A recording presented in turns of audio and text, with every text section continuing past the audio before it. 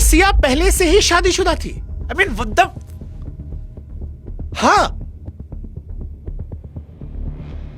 और अगर ये शादीशुदा थी तो वो बेचारा केतन अग्रवाल जो उसके लिए वेडिंग की तैयारियां कर रहा था, फूल लाकर दे रहा था, करोड़ों रुपए देने की बात आई, वो क्या सिर्फ पहले से चुना हुआ उसका एक शिकार था? मतलब सिया की मां ने कहा कि मेरी बेटी मासूम है, दारू शराब नहीं पीती, घूमती नहीं, चलो गाली गलौज, दारू शराब सब चल सकता है, बट क्या ये शादीशुदा थी? मुझे पता है कि आपका भी दिमाग खराब हो रहा होगा, आप भी सोच रहे हो कि भाई केतन अग्रवाल से शादी होनी थी, एंगेजमेंट हुई थी, सगाई हुई थी, नवंबर में शादी थी, करोड़ों रुपए वाली जो थ्योरी आई थी कि 16 करोड़ का होटल बुक किया गया है, धूमधाम से तैयारियां। लेकिन जितने झटके मैं हूं उतना ही झटका आपको भी लगेगा जब आपको ये पता चलेगा कि खबर आई है कि केतन अग्रवाल से सगाई के 4 महीने बाद सिया गोयल ने अपने बॉयफ्रेंड चेतन चौधरी से शादी कर ली थी। वही चेतन जिसने हुडी पहनकर पीछा किया था, जिसको लेकर बाद में सिया ने कहा कि धक्का इसने दिया, वो कह रहे उसने धक्का दिया। और यहीं से मेरा दिमाग खराब हो रहा है कि यार कितने ट्विस्ट हैं। मतलब एक ट्विस्ट आता है, उसमें दूसरा ट्विस्ट, दूसरे ट्विस्ट में तीसरा ट्विस्ट। बॉलीवुड की फिल्मों या भारत के सीरियल्स में भी इतने उतार चढ़ाव नहीं होते जितने सिया केस में निकल रहे हैं। और अगर आप मानवता, इंसानियत के पॉइंट ऑफ व्यू से सोचे तो ये मन में सवाल आता है, क्या एक लड़की एक समय 2-2 लड़कों की दुल्हन बनने की तैयारी कर सकती है? मतलब अगर सिया पहले से चेतन की पत्नी थी तो नवंबर में शादी क्यों करने जा रही थी? केतन उसकी जिंदगी का होने वाला पति था या सिर्फ एक ऐसा इंसान जिसे जानबूझकर अंधेरे में रखा गया? जैसा कि उसने लिखा भी था अपने स्नैपचैट में कि वो शादी जो होने वाली नहीं है। और क्या ये सारी कहानी सिया के घर वालों को नहीं पता थी? वो इतने मासूम थे, या फिर सब जानबूझकर वो चुप बैठे थे और इसीलिए अपनी 19 साल की बेटी की जबरदस्ती शादी करवा रहे थे?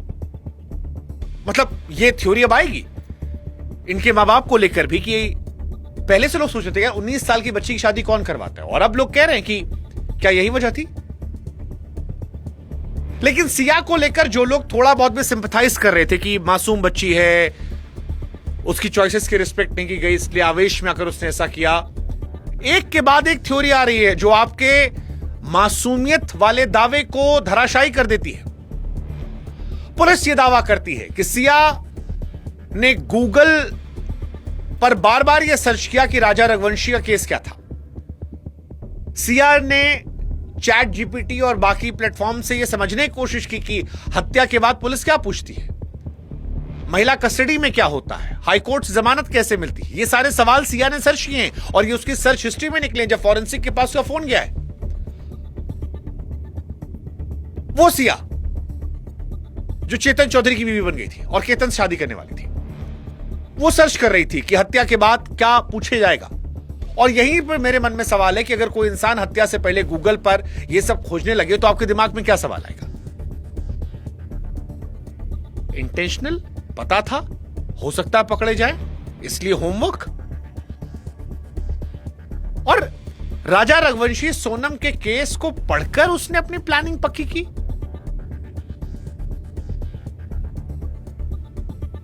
मतलब मैं डाइजेस्ट नहीं कर पा रहा हूं कि एक 12वीं फेल 19 साल की लड़की इतनी शातिर हो सकती है, इतनी शातिर। और उससे ज्यादा मैं डाइजेस्ट नहीं कर पा रहा हूं क्या कोई मां बाप अपनी बेटी की जिंदगी से इतने अनजान हो सकते हैं? और अगर उन्हें कुछ नहीं पता था तो कैसे नहीं पता था? मतलब बेटी तुम्हारी सब कर रही है, फोन पे गाली दे रही है, दारू पी रही है, एक लड़के के साथ घूम रही है, चिपक रही है, लिपट रही है, अब शादी की बात भी आ गई है, उसको 1 करोड़ रुपए दे रही है, तुमको नहीं पता था? और अगर पता था तो आंटी जी, अंकल जी, आपने केतन की जिंदगी के साथ इतना बड़ा खिलवाड़ क्यों होने दिया? क्योंकि अगर जांच में ये बातें सही साबित हुई जो पुलिस के जरिए बाहर आई हैं तो फिर सिर्फ हत्या तक कहानी सीमित नहीं रहेगी। इसमें धोखा, दोहरी जिंदगी, गुपचुप शादी, फ्रॉड और परिवार के जरिए दगाबाजी के भी सवाल जुड़ेंगे।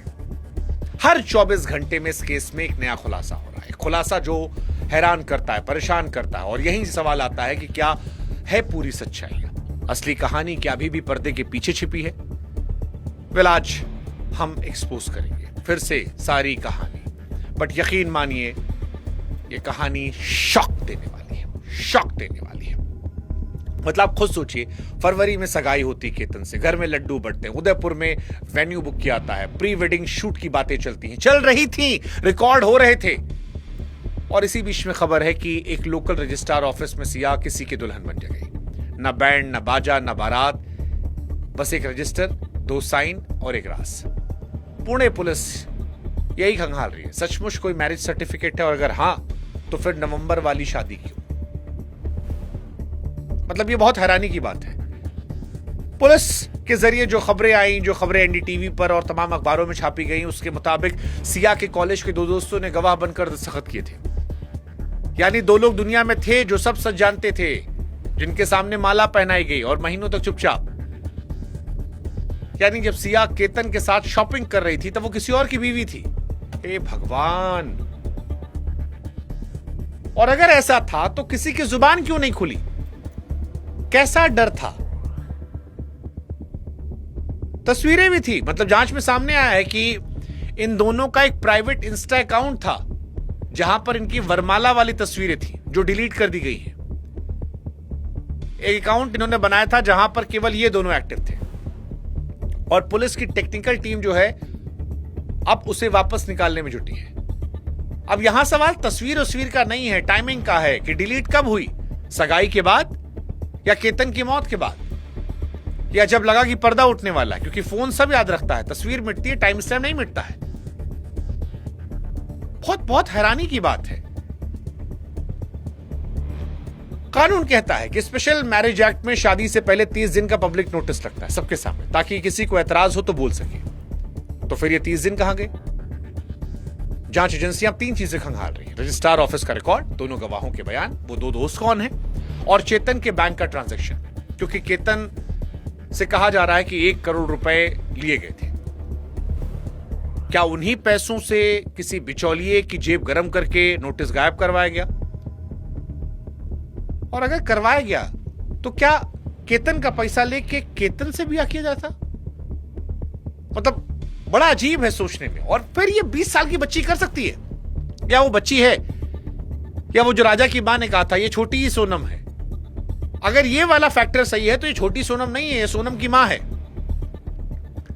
हालांकि उदयपुर के कागजों ने कहा जाता है फंसा दिया, हर राज की एक उम्र होती है। अब आप तारीख देखिए, नवंबर में शादी, उदयपुर में वेन्यू बुक, मेहमानों की लिस्ट बन रही है। फिर एक दिन केतन के घर से एक फोन आता है, मांग मामूली सी, दुल्हन के कागज चाहिए, आधार कार्ड, पैन कार्ड, वही कागज जो हर शादी मांगे जाते हैं। केतन की फैमिली के लिए फॉर्मेलिटी थी, लेकिन कहा जाता है कि उन्हीं कागजों की जन्म कुंडली में एक और शादी दर्ज थी। अगर कागज जमा होते तो रिकॉर्ड खुल जाता, रिकॉर्ड खुलता तो शादी सामने आती, शादी सामने आती सब खत्म होता, रिश्ता, इज्जत, कहानी सब कुछ। यानी वो जो कॉल आई कि सिया का आधार कार्ड दे दीजिए, उसी ने सारा मामला गड़बड़ाया। पुलिस जांच में सामने आया कि साजिश ने रफ्तार इसी कॉल के बाद पकड़ी, कागज मांगे गए और कुछ ही हफ्तों में 18 जून आ गया। अब क्या ये संयोग था या इसी के बाद प्लान किया है कि अब टपका दो, मार दो? ये पुलिस की थ्योरी, हालांकि पत्थर की लकीर नहीं है, लेकिन फिर भी अदालत में जब मोटिव को लेकर बहस होगी तो सरकारी वकील की कहानी बस 3 लाइन की होगी। किस लड़की ने शादी की थी, छिपाया था और छिपाने के बाद मार दिया, राज रखने का वक्त नहीं था। कम से कम हालात की गवाही तो यही है, और एक गवाही मोबाइल फोन दे रहा है, और रही सही कसर जो है वो गूगल बता रहा है, क्योंकि इंसान झूठ बोल सकता है, चेहरा झूठ बोल सकता है, आंसू झूठ बोल सकते हैं, लेकिन अपने मोबाइल फोन पर आप जो कांड करते हैं, जो सर्च करते हैं, वो झूठ नहीं बोलता। और सिया के मोबाइल फोन में जो सर्च हिस्ट्री आई है वो डराने वाली है। हाँ, सिया ने अपने मोबाइल में सर्च किया किसी की हत्या करने के बाद पुलिस क्या पूछती है, महिला कस्टडी में क्या होता है, हाईकोर्ट से जमानत कैसे मिलती है, राजा रघुवंशी केस में सोनम को जमानत क्यों मिली।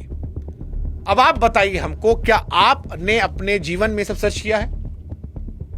नहीं ना, क्योंकि आपको इसका कोई लेना देना नहीं है, ये कोई जिज्ञासा नहीं होती है। लेकिन सिया केस में देखिए, पहले पूछताछ, फिर कस्टडी, फिर जमानत। यानी घटना से पहले ही पूरी तैयारी थी। ऐसा लगता है कि सिया जानना नहीं चाह रही थी, उसके लिए पढ़ाई नहीं थी, वो पूरा सिलेबस तैयार कर रही थी। राजा रघुवंशी केस पढ़ रही थी। अरे भाई साहब, देश में 10,000 केस पढ़े, लेकिन सिया जो है वो राजा रघुवंशी केस पढ़ रही थी। क्यों? क्योंकि वहां पर एक पत्नी थी जिस पर आरोप था पहाड़ पे लेके फेंक दिया और स्त्री पहाड़ से गिराया, जिसमें गिरफ्तारी से लेकर अदालत तक की हर चाल अखबार में छपी थी।